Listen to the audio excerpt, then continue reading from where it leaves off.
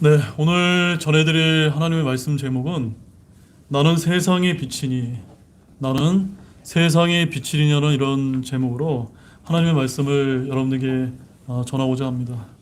오늘은 이제 요한복음 13번째 말씀인데요. 오늘 본문 말씀은 예수님께서 음행한 여인을 용서하신 요한복음 8장 1절에서 11절 사건에 이어지는 말씀으로 예수님께서 자신을 나는 세상의 빛이라고 선언하심에 따라 바리새인들과 변론한 내용을 담고 있는 말씀입니다. 여기에 보게 되면 예수님은 자신이야말로 죄악의 어둠으로 가득 찬 이 세상을 비추는 구원과 진리의 참 빛이 되셨다는 사실을 우리에게 알려주고 있습니다. 그래서 요한복음 1장 9절 말씀에 의하면 거기 이제 이런 말씀이 기록이 되어 있습니다. 그것은 세상에 들어오는 모든 사람을 비추는 참 빛이었느니라. 예수님이 누구라고요? 참 빛이신 분이다라는 사실을 우리가 잊어서는 안 될 것입니다. 또한 본문 32절 말씀에서는 또 너희가 진리를 알리니 진리가 너희를 자유롭게 하리라 라는 이런 말씀이 기록되어 있습니다. 사랑하는 여러분, 오늘 수많은 사람들이 세상의 빛이요 참빛으로 오신 주 예수님을 알지 못하기 때문에 어둠 속에 헤매고 있습니다. 또한 진리 안에서 참된 자유를 누리지 못하고 있습니다. 왜냐하면 이 세상이 모든 인본주의 학문과 철학과 과학과 심지어 종교조차도 주 예수 그리스도를 알지 못하도록 가로막고 있기 때문입니다. 당시 유대 종교 지도자들, 특히 바리새인들은 스스로 가장 지혜 있는 척, 하나님에 대해서 가장 잘 알고 있는 척 하였지만 영적인 지혜와 믿음의 눈을 가지지 못하므로 세상에 빛을 선언하신 예수님의 말씀을 들어도 깨닫지 못하고 하나님의 아들이시요 그리스도이신 예수님을 거부하고 말았다는 점입니다. 따라서 우리는 이와 같은 과거의 전철을 밟지 않기 위해 세상의 빛으로 오신 주 예수님께서 어떠한 분이신지를 제대로 알고 믿을 필요가 있다고 여러분에게 당부를 드립니다. 그럼 이런 내용을 담고 있는 오늘 본문이 어떤 영적 교훈을 담고 있는지 한 3가지 정도만 여러분들과 함께 살펴보도록 하겠습니다. 먼저 첫 번째는 예수님은 하나님을 알게 하시는 세상의 빛이신 분이라는 사실입니다. 자, 본문 12절 말씀을 함께 보도록 하겠습니다. 같이 보겠습니다. 그때 예수님께서 다시 그들에게 말씀하여 이르시되 나는 세상의 빛이니 나를 따르는 자는 어둠 속에 다니지 아니하고 생명의 빛을 얻으리라 하시니라. 이 말씀을 보게 되면 예수 그리스도를 빛으로 표현하는 것은 요한복음의 가장 중요한 특징이라는 사실을 여러분들이 먼저 기억하시기 바랍니다. 그렇다면 과연 예수님께서는 어떤 의미로 자신을 세상의 빛이라고 말씀하셨던 것일까요? 왜 그렇게 세상의 빛으로 오셨다고 표현하셨을까요? 그 이유가 무엇 때문일까요? 여러분, 빛의 가장 큰 특성이 무엇입니까? 빛의 특성 무엇이죠, 여러분? 네, 맞습니다. 어둠을 밝히는 것입니다.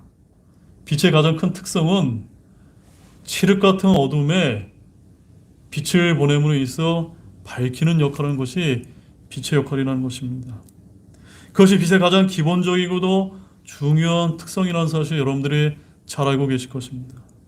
그렇다면 우리 예수님께서는 오늘날 인류에게 무엇을 밝혀주셨던 것일까요? 자, 고린도후서 4장 4절 말씀을 한번 보시기 바랍니다. 고린도후서 4장 4절 말씀을 보시게 되면 거기에 이제 하나님께서 이렇게 이제 말씀을 하고 계십니다. 같이 읽어보겠습니다. 그들 속에서 이 세상의 신이 믿지 않는 자들의 마음을 어둡게 하여 하나님의 형상이신 그리스도의 영광스러운 복음의 빛이 그들에게 비추지 못하게 하였느니라. 그냥 빛이 아니라 어떤 빛입니까? 그리스도의 영광스러운 복음의 빛이 누구의 마음이에요? 믿지 않는 사람들의 마음에 가려웠기 때문에 우리들이 그동안 예수님을 또 하나님을 알 수 없었던 것이라고 지금 말씀을 하고 있습니다. 바로 이 세상의 신인 사탄 마귀가 믿지 않는 자들의 마음에 가려놓은 어둠을 밝혀주셔서 하나님의 그냥 빛이 아니라 영광을 아는 빛을 알게 하셨다는 사실을 잊지 마시기 바랍니다. 본래 우리는 우리 스스로 하나님의 존재를 알 수 없어서 이 세상에서 소망도 없이 그저 지옥으로 향하는 그런 자들이었다는 사실 또한 우리가 잊어서는 안 될 것입니다. 그래서 에베소서 2장 12절 말씀에는 이런 또 말씀이 기록되어 있습니다. 그때 너희는 그리스도 밖에 있었고 이스라엘 연방 밖에 있던 외인들이며 약속의 언약들에서 분리된 낯선 자들이요 세상에서 소망도 없고 하나님 밖에 있던 자들이었으나. 이 말씀이 맞습니까, 여러분? 여러분, 예수님 믿기 전에는 정말로 세상에서 소망도 없고 하나님 밖에 있었던 자들이 아니었습니까? 이렇게 이방 민족들은 영적으로 무지한 죄로 죄의 암흑 가운데서 그저 죽어가야만 했다는 점입니다.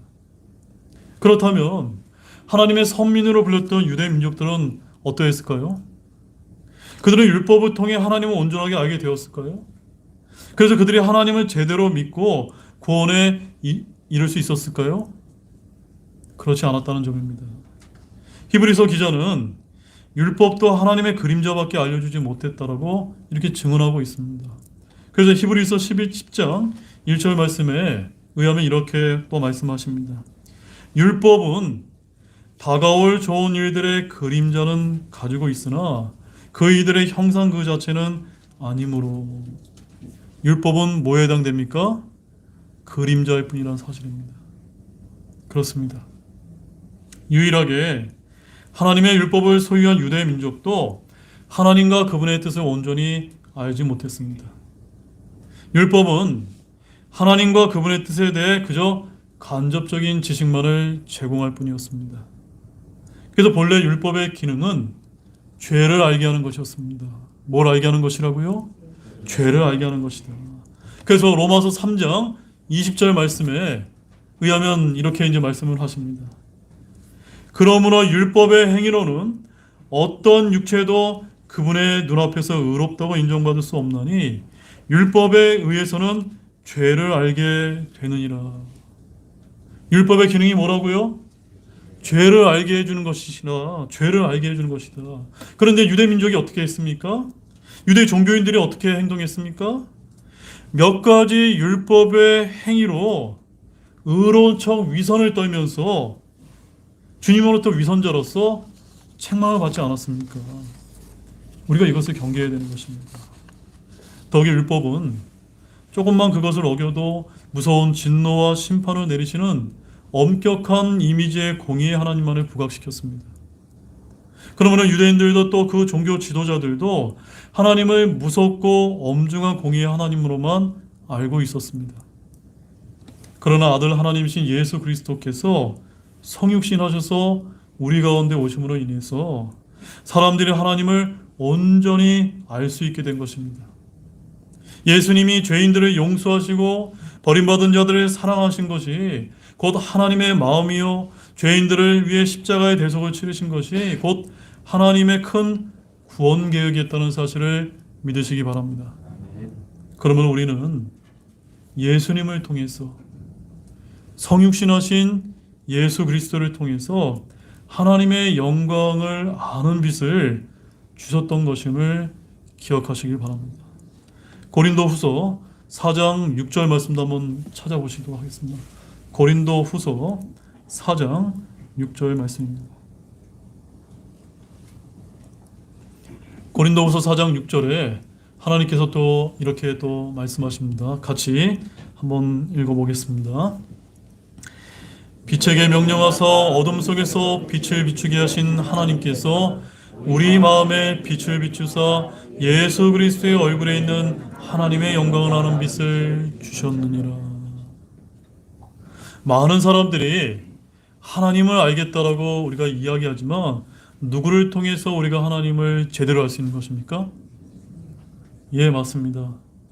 성경에 계시된 예수 그리스도를 우리가 알아갈 때, 공부하게 될 때, 믿게 될 때 예수 그리스도의 얼굴에 있는 하나님의 영광을 아는 빛을 우리가 얻을 수 있는 것입니다. 이것을 누가 주신 겁니까?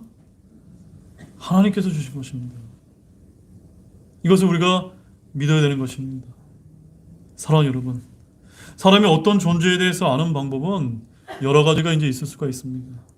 어떤 소문으로, 또는 편지로, 혹은 온라인 인터넷을 통해서든 그 방법은 매우 다양합니다. 그러나 가장 확실하게 상대방을 아는 길은 그 존재를 만나서 인격 대 인격으로 교제해 보는 것입니다. 예수님께서는 우리가 인격적인 교제를 통해 하나님을 알 수 있도록 인간의 모습으로 오신 하나님의 아들이십니다. 그러면 우리는 예수님의 인격과 사역과 가르침을 통해서 하나님께 그분의 뜻을 온전히 알 수 있습니다. 주님은 하나님 아버지를 보여달라는 제자들에게 이렇게 이제 말씀을 하신 적이 있습니다. 그래서 요한복음 14장 9절 말씀을 보시게 되면 예수님께서 자신의 제자인 빌립에게 이렇게 이제 말씀을 하셨습니다. 내가 이렇게 오랫동안 너희와 함께 있었는데도 내가 아직 나를 알지 못하느냐? 나를 본 자는 아버지를 보았는데 어찌 내가 말하기를 우리에게 아버지를 보여주소서 하느냐? 나를 본 자, 누구를 본 겁니까? 예수님을 본 자가 누구를 봤다고요? 하나님 아버지를 본 것이다 라는 이런 말씀을 친히 하셨다는 점입니다. 이처럼 예수 그리스도께서는 영적으로 눈이 먼 자인 이 세상 사람들에게 하나님 아버지를 온전히 알려주시기 위해서 누구로 오신 분입니까? 오늘 말씀 제목처럼 세상의 빛으로 오신 분이라는 사실을 오늘 본문 말씀에서 알려주신 것입니다. 우리 예수님이 오시지 않으셨다면 인류는 하나님의 존재와 성품과 그분의 계획을 온전히 알 수가 없었을 것입니다. 그래서 요한복음 17장 3절 말씀도 한번 찾아보시기 바랍니다. 굉장히 중요한 말씀입니다. 요한복음 17장 3절 말씀입니다. 자, 여기 이제 우리가 구원받는 길이 있습니다. 영원한 생명을 얻을 수 있는 그 방법이 너무나 이제 정확하게 게시가 되어 있습니다. 자, 다 찾으신 줄 알고 우리 한 목소리로, 우리 큰 목소리로 한번 읽어보도록 하겠습니다. 영생은 이것이니 곧 그들이 유일하신 참 하나님 아버지와 아버지께서 보내신 자 예수 그리스도를 아는 것이니이다. 영생이 뭡니까, 여러분? 영생이 영원한 생명 아닙니까요? 여러분들 교회 왜 나오셨습니까? 영생을 얻기 위해서 나오신 거 아니십니까? 우리가 영생을 얻어야만 어디로 갈 수 있습니까? 천국에 갈 수 있지 않습니까? 그런데 이 영생을 얻을 수 있는 길은 무엇이라고 말씀하고 있습니까? 유일하신 참 하나님인 아버지 하나님과 아버지께서 보내신 예수님을 아는 길, 이 아는 길은 1대1로 인격적으로 아는 것, 즉 예수님을 개인적인 구세주로 받아들인 것을 말하는 것입니다. 자, 그렇다면 저기 이제 중동에 가보게 되면 저 이슬람교 믿는 사람들도 아브라함의 후예라고 얘기하면서 나도 하나님을 믿는다라고 이렇게 얘기를 합니다. 그들에게도 영생이 있을까요, 여러분? 없습니다. 왜 그렇죠? 그들은 예수님을 믿지 않기 때문인 것입니다. 하나님 아버지도 믿어야 되고 하나님 아버지를 믿을 수 있는 예수 그리스도를 우리가 믿어야만 우리에게 영원한 생명인 구원의 선물이 주어지기 때문인 것입니다. 우리 믿는 신자들 가운데서 여전히 하나님을 잘 알지 못하겠다 하는 분들이 있다면 그 이유는 다른 데 있는 것이 아닙니다. 바로 예수님과 깊은 교제를 여러분들이 인격적으로 나누지 못했기 때문인 것입니다. 그러므로 예수 그리스도를 알기에 애쓰시는 모든 분들이 되시기를 원합니다. 그것이 곧 하나님을 아는 빛을 얻는 길입니다. 또한 그것이 영원한 생명을 얻는 길이심을 굳게 믿으시기 바랍니다. 자, 두 번째는 예수님의 자기 정체에 대한 확신이 그분이 그리스도라는 증거가 된다는 말씀입니다. 무슨 말씀이냐면 예수님께서 내가 그리스도다, 내가 하나님의 아들이다 라고 말씀하셨는데 내가 하나님의 아들인 것 같아 라고 이렇게 자신감 없이 얘기한 것이 아니라 당당하게 숨김없이 늘 자기 자신을 밝혀오셨다는 것입니다. 자, 본문 13절 말씀 한번 읽어보시도록 하겠습니다. 바리새인들이 그분께 이르되 내가 너 자신에 대하여 증언하니 내 증언은 참되지 아니하다 하며. 이거 누가 누구에게 한 얘기입니까? 예수님과 논쟁을 했던 바리새인들이 예수님이 세상의 빛으로 왔다라고 얘기하니까 그 너의 증언은 참되지 않다라고 이렇게 반박을 하고 있습니다.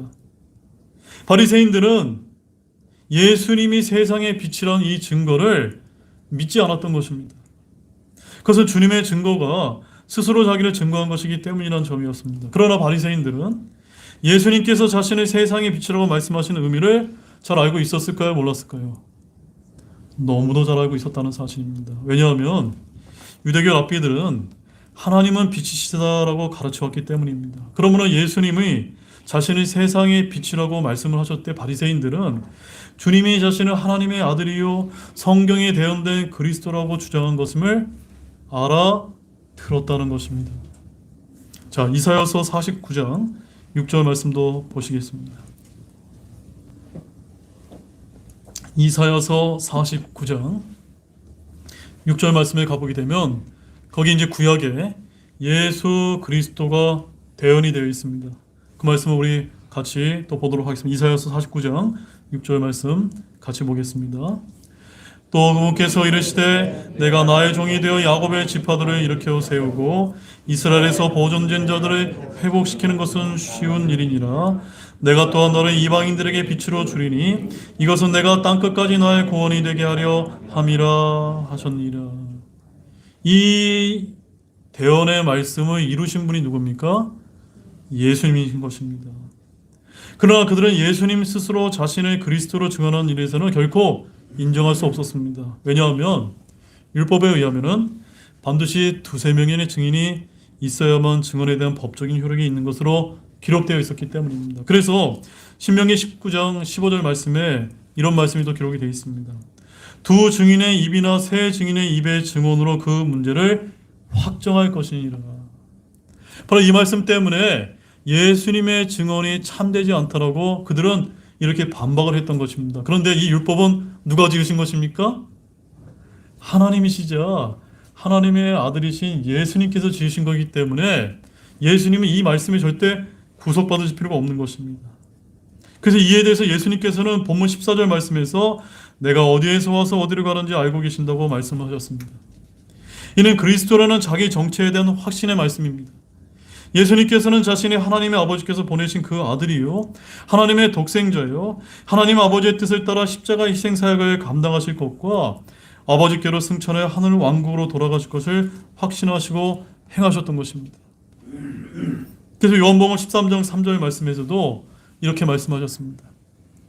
예수님께서는 아버지께서 모든 것을 자기 손에 넘겨주신 것과 자기가 하나님으로부터 왔다가 하나님께로 갈 것을 아시고 라고 말씀을 하셨습니다.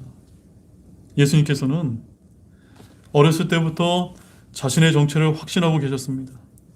그러므로 공공연하게 담대하게 자신을 하나님의 아들과 그리스도로 선포하신 것입니다. 물론 이단들도 스스로 그리스도로 주장하기도 합니다. 하지만 그들의 주장과 예수님의 주장 사이에는 엄청난 차이가 있다는 것을 여러분들이 잘 알고 계실 것입니다. 이단에 속한 자들의 주장이 거짓이라는 것은 그들의 행위가 증거해주고 있지 않습니까? 그들의 행위는 그리스도라 하기에는 너무나 추하고 더럽기 때문입니다. 그러나 우리는 예수님의 인격과 성품과 그분께서 하신 일을 보고 우리 주님께서 결코 거짓말쟁이가 아님을 믿을 수 있습니다. 그러므로 주님 자신에 대한 스스로의 확신은 예수님께서 하나님의 아들과 그리스도는 확실한 증거인 셈입니다. 여러분, 예수 그리스도께서는 전체의 삶을 자신이 하나님의 아들과 그리스도의 확신 속에서 보내셨습니다. 그분이 자신의 정체에 대해 의심하거나 모순되게 행한 일은 조금도 발견된 적이 없었습니다.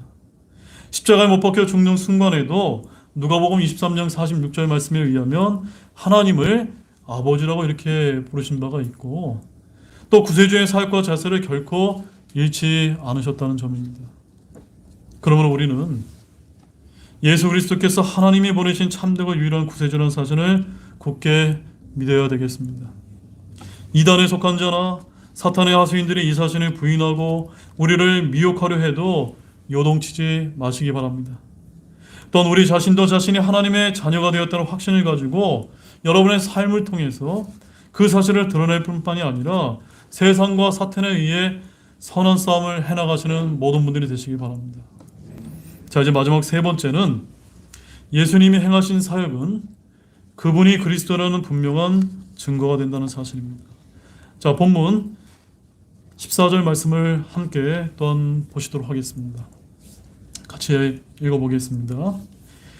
예수님께서 그들에게 응답하여 이르시되 내가 나 자신에 대하여 증언할지라도 내 증언은 참되니 이는 내가 어디에서 와서 어디로 가는지 내가 알기 때문이라. 그러나 너희는 내가 어디에서 와서 어디로 가는지 말할 수 없느니라. 14절 말씀을 보게 되면 예수님께서는 자신이 그리스도라는 주장을 믿지 않는 바리새인들에게 내 증언은 참되다라고 이렇게 반박을 하고 계십니다. 여러분, 어떤 사람의 우리가 정체를 알려면 어떻게 하면 됩니까? 그 사람이 진짜인지 가짜인지 알려면 어떻게 하면 되죠? 그 사람의 삶의 열매를 보면, 삶의 간증을 보면 우리가 알 수 있습니다. 그래서 마태복음 7장 16절과 17절 말씀에 의하면 이렇게 또 말씀을 하고 있습니다. 예수님께서 이렇게 말씀하셨는데 너희가 그들의 열매로 그들을 알리니 사람들의 가시나무에서 포도를 또는 엉겅퀴에서 무화과를 거두겠느냐. 이와 같이 좋은 나무마다 좋은 열매를 맺되 변질된 나무가 나쁜 열매를 맺나니. 이 말씀은 예수님께서 친히 가르쳐 주신 방법입니다. 어떻게 하면 우리가 진짜인지 가짜인지를 분별할 수 있습니까? 그들의 열매로 우리가 알 수 있는 것입니다. 즉, 그 사람이 사회에 남긴 영향력을 보면 그 사람이 누구인지를 우리가 알 수 있습니다. 어떤 사람이 아주 아름다운 선행을 남몰래 행했다면 그는 틀림없이 좋은 인품을 가진 사람입니다. 반대로 어떤 사람이 그 삶에서 범죄 전과만 남겼다면 그는 강도이거나 사기꾼과 같은 범죄자가 아니겠습니까? 마찬가지로 우리는 예수님이 행하셔서 사람들에게 미친 영향력을 보고 그분께서 진정한 그리스도인임을 확신할 수가 있는 것입니다. 그분은 오직 하나님의 아들과 그리스도께서만이 할 수 있는 일을 행하셨기 때문입니다. 자, 그래서 제가 이 시간부터는 7가지 증거를 여러분에게 말씀을 드리겠습니다. 왜 예수님께서 그리스도인지 7가지 증거를 하나씩 한번 보도록 하겠습니다. 먼저 첫 번째 증거는 예수님은 사람들의 죄들을 용서해 주시는 일을 행하셨다는 점입니다. 인간의 죄는 누구만이 용서하실 수 있습니까? 하나님만이 용서할 수 있는 것입니다. 그래서 마태복음 9장 2절 말씀에 보시게 되면은 마비병 환자에게 이르시되 예수님이 이렇게 말씀하셨습니다. 아들아, 기운을 내고 내 죄들을 용서받을지어다. 그 다음에 두 번째 증거로 예수님은 오늘날 현대의학으로도 고칠 수 없는 그런 불치와 난치병을 자신의 말씀으로 치료해 주시는 일을 행하셨다는 점입니다. 그런데 예수 그리스도께서 이 땅에 오시게 되면 병든 자를 고쳐주신다는 것이 이미 구약에 대언이 되어 있다는 점입니다. 자, 이사야서 42장 6절과 7절 말씀을 보시게 되면 거기에 또 예수님이 이렇게 대언이 되어 있습니다. 나 주가 의 안에서 너를 불렀으므로 내가 내 손에서 붙잡아 너를 지키며 너를 백성의 언약으로 이방인들의 빛으로 주리니 내가 눈먼 자들의 눈을 열어주고 갇힌 자들을 감옥에서 데리고 나오며 어둠 속에서 앉은 자들을 감옥집에서 나오게 하리라. 눈먼 자들의 눈을 열어주면서 고칠 수 없는 병을 고치는 그분께서 오시면 그분이 누구라는 겁니까? 메시아이자 예수님이자 그리스도이라는 사실을 유대인들은 알아들었어야 된다는 사실입니다. 주님의 이 치유 사역은 예수님께서 인간을 창조하신 창조주라는 증거입니다. 인간을 창조하신 하나님만이 인간의 모든 병을 온전하게 치유할 수 있기 때문입니다. 세 번째 증거로 예수님은 죽은 자까지도 살리는 놀라운 기적을 베푸셨다는 점입니다. 회당장 야이로의 딸, 나인하는 도시의 과부의 외아들, 그리고 죽은 지 나흘이나 지난 나사로까지 주님께서는 친히 살려내셨습니다. 이런 일은 오직 생명의 근원이신 하나님만이 하실 수 있는 일이요, 이 세상 사망 권세를 물리치고 생명을 주시고자 오신 그리스도만이 할 수 있는 일이었기 때문입니다. 그 다음에 네 번째 증거는 예수님은 모든 자연까지 다스리는 능력을 보여주셨다는 점입니다. 이 역시 온 우주 만물을 통치하시는 하나님만이 하실 수 있는 일이었기 때문입니다. 자, 마태복음 8장 26절과 27절 말씀에 이런 말씀이 기록되어 있습니다. 우리 한 목소리 한번 읽어보실까요? 그분께서 그들에게 이르시되 오 믿음이 적은 자들아 너희가 어찌하여 두려워하느냐 하시고 그때 일어나 바람과 바다를 꾸짖으시니 바람이 아주 잔잔하게 되므로 그 사람들이 놀라며 이르되 이분이 어떤 분이시기에 바람과 바다도 그분께 순종하는가 하더라. 그 다음에 다섯 번째 증거로 예수님께서는 인간들이 상상할 수 없는 영적인 지식을 친히 우리에게 가르쳐 주셨다는 점입니다. 자, 무엇을 가르쳐 주셨습니까?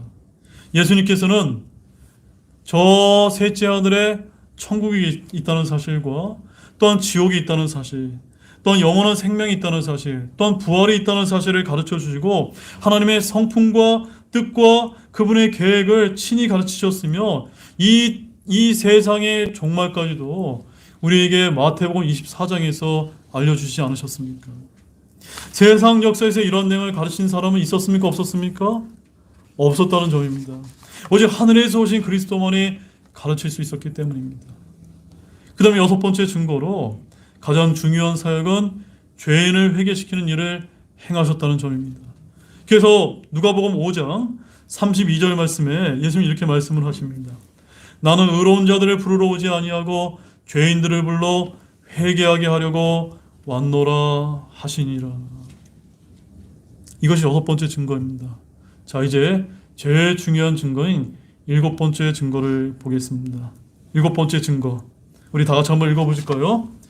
예수님은 인류의 죄를 대속하시려고 십자가에서 희생의 죽음을 당하셨고 묻히셨다가 셋째 날에 부활하셨다는 사실입니다. 여러분, 이것을 믿으십니까?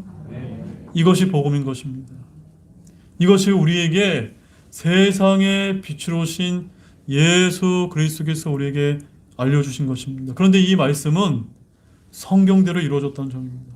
그래서 고린도전서 15장 3절과 4절에 이렇게 말씀하십니다. 성경 기록대로 그리스도께서 우리의 죄들로 인해 죽으시고 묻히셨다가 성경 기록대로 셋째 날 다시 일어나시고, 이것은 예수님께서 고난받고 인류를 위해 대속사역을 감당하시려는 구약대언의 중심 내용을 이루신 것입니다. 또한 주님은 놀랍게도 죽음을 이기시고 부활하셨습니다. 인류 역사상 죽음을 이긴 자는 없었습니다. 그리스도만이 영원히 죽음을 이기시고 부활하신 것입니다. 이상의 일곱 가지 주님께서 행하신 일, 이런 주님의 삶의 열매들은 그분이 참된 그리스도에는 충분한 증거가 됩니까? 안 됩니까? 된다는 것을 여러분의 마음속에 굳게 믿으시기 바랍니다. 그러나 유대인들과 종교 지도자들은 그리스도의 이와 같은 사역을 친히 보고도 그분을 하나님께서 오신 메시아로 인정하지 않고 마귀들의 능력을 빌려 장난을 친 것으로 신성모독을 했다는 점입니다. 오늘날에도 이렇게 예수님을 조롱하며 신성모독하는 사람이 얼마나 많습니까? 우리는 먼저 구원받은 자로서 그 불쌍한 사람들, 지옥에 갈 수밖에 없는 사람들을 긍휼히 여기는 모든 분들이 되기를 원합니다. 사랑하는 여러분, 우리는 예수 그리스도의 놀라운 은혜를 입은 자들이 아닙니까? 우리 안에 있는 하나님에 대한 믿음과 사랑과 천국에 대한 소망과 진리를 선호하는 마음이 다 우리 예수 그리스도의 은혜의 결과라는 사실을 믿으시면서 우리 주님께서 행하신 놀랍고 은혜인 일을 보고서 예수님께서 틀림없는 구세주요 하나님의 아들이라는 사실을 굳게 믿고 확신하시기 바랍니다. 이제 결론을 맺겠습니다. 여러분, 아무리 빛이 찬란해도 창문을 열고 커튼을 활짝 여는 사람만이 그 빛을 볼 수 있는 것입니다. 예수님께서는 이 암흑과 같은 죄와 사망의 세력으로 뒤덮인 이 어둠의 세상에 하나님의 생명과 진리의 빛으로 오신 분이십니다. 그러나 세상의 빛으로 오신 그리스도를 여러분의 마음의 문을 활짝 열고 영접한 사람은 예나 지금이나 많지 않다는 사실입니다. 종교적인 고정관념의 커튼이 사람들의 마음의 눈을 가리고 있고, 세상에 대한 욕심과 탐심의 커튼이 그들의 마음의 눈을 뒤덮고 있기 때문입니다. 그렇게 우리는 가난하고 목마른 영으로 주 예수님을 바라볼 필요가 있습니다. 그래야 예수 그리스도 안에 있는 하나님을 알게 되며 빛의 자녀가 될 수 있는 것입니다.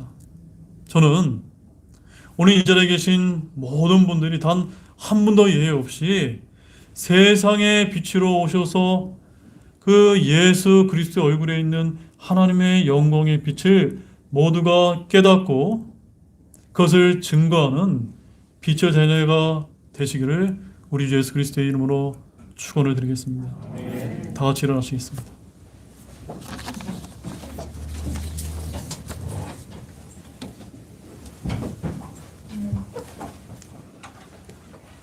우리 이 시간 잠시 기도하는 시간을 갖도록 하겠습니다.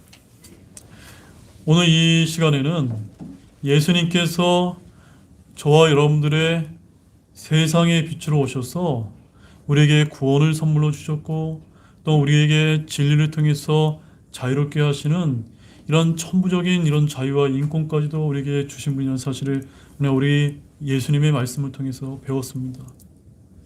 정말 이런 귀한 진리와 정말 이 빛을 알려주신 주님께 감사와 영광과 찬양을 돌리는 그런 기도의 시간이 되시기 원하고, 여전히 이 시간 예수님이 어떤 분인지 모르신다면 오늘 이 말씀을 붙들고 저도 예수님을, 빛으로 오신 예수님을 통해서 하나님을 믿게 해달라고 정말 고백하는 그런 귀한 결단의 시간이 되시기 원하고 잠시 기도하시겠습니다.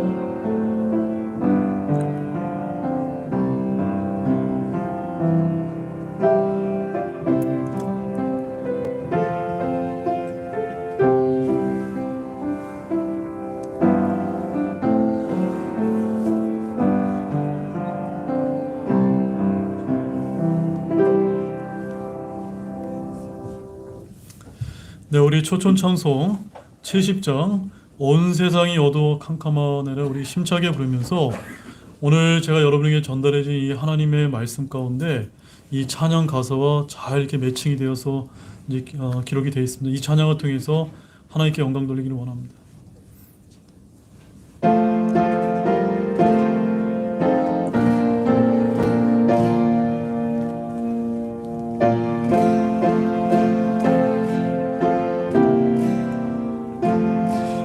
세상이 어두워 캄캄하나 이 세상의 빛은 예수, 주 예수님 영광이 햇빛 같아 이 세상의 빛은 예수, 이 빛으로 다 나아오라 밝은 그 빛 날 비춰주어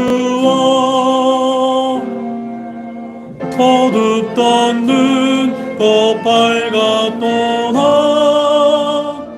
이 세상의 빛은 예수, 주 예수를 믿으며 어둠 없네 이 세상의 빛은 예수, 그 말씀을 따라서 살아가리 이 세상의 빛은 예수, 이 빛으로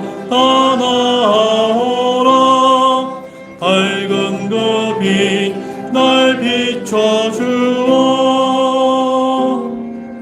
어둡던 눈 겉밝았도다 이 세상의 빛은 예수 죄 가운데 눈 멀어 사는 자여 이 세상의 빛은 예수 주 이름을 믿으며 눈 밝으리 이 세상의 빛은 예수 이 빛으로 떠나오라 밝은 그 빛 날 비춰주어 어둡던 눈 겉빨갛도다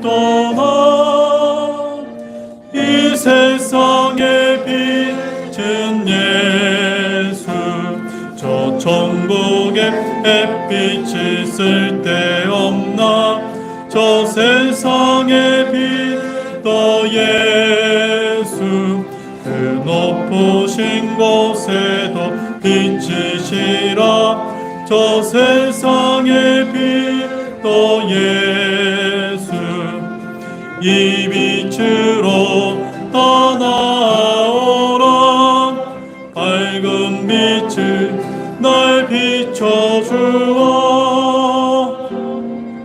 어둡던 눈 겉빨갛도다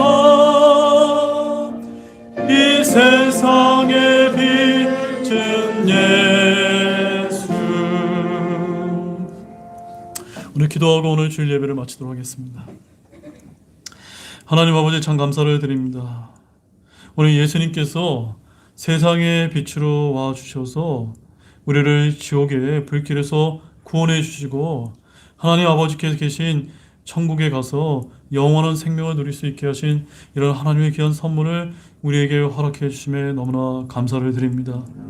여전히 이런 하나님의 선물을 소유하지 못한 분이 계시다면 더 때가 늦기 전에 예수님 또한 예수님을 통해서 참 하나님이신 아버지 하나님을 알게 되는 그런 귀한 역사가 이 시간에 이루어질 수 있도록 주님께서 도와주시기를 원합니다. 주님, 세상이 너무나 악하기 때문에 이런 세상에 비친 예수 그리스도를 비치지 못하도록 이 세상의 철학과 문화와 과학과 심지어 종교까지도 그것을 가로막고 있습니다. 그래야 오늘 우리가 살아가는 이 세상에는 전염병 때문에 예수님을 믿지 못하도록 교회를 조롱하고 우리 믿는 이들을 조롱하는 이런 악한 시대를 저희들이 살고 있습니다. 그러나 주님, 그렇다 하더라도 우리가 힘을 잃지 않고 그래도 우리에게는 생명의 빛으로 오신 이 예수님이 우리와 함께 하시기 때문에 우리는 그 예수님을 붙들고 정말 위로 가운데 기쁨 가운데 이 세상을 이겨나갈 수 있는 우리 사랑하는 우리 모든 형제 자매님이 될 수 있도록 주님께서 도와주시기를 원합니다. 참으로 감사를 드리며 이 모든 말씀을 우리를 권해주신 예수님의 이름으로 간절히 기도를 드렸습니다. 아멘.